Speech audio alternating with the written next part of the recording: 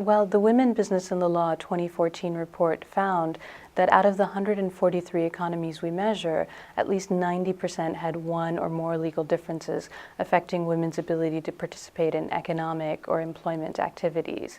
But the pace of reform has been accelerating. So, for example, 44 economies made 48 positive legal changes, making it easier for women to pursue entrepreneurship or employment activities. So while we've come a long way, we still have a long way to go.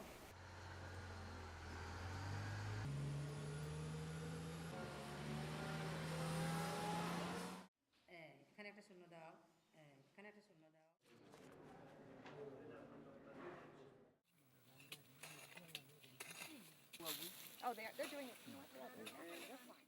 So the first new area that the report looked at was looking at women's property rights and their legal decision-making ability over the past 50 years and how that's reformed. And really the results are astounding. These restrictions have been reduced by more than half over the past half century. The next new area that we looked at was violence against women. So we examined legislation on domestic violence and sexual harassment in the workplace. And we found that in both domestic violence and sexual harassment in the workplace, that approximately 75% of the economies covered have this type of legislation in place, although it varies in its scope and coverage.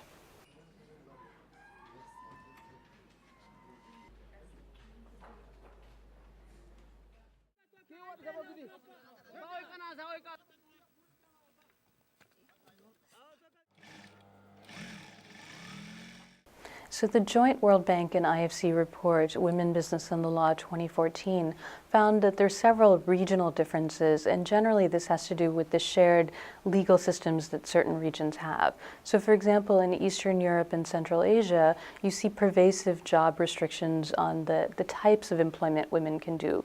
For example, in the Russian Federation, there's a list of 456 jobs that women cannot do by regulation. And in the Middle East and North Africa, you see, for example, in the key areas that we measure, that all 14 economies have 10 or more legal differences on women's employment or entrepreneurial activities.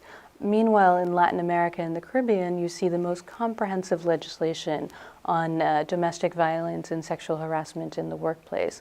So regionally, there are very strong trends that come out.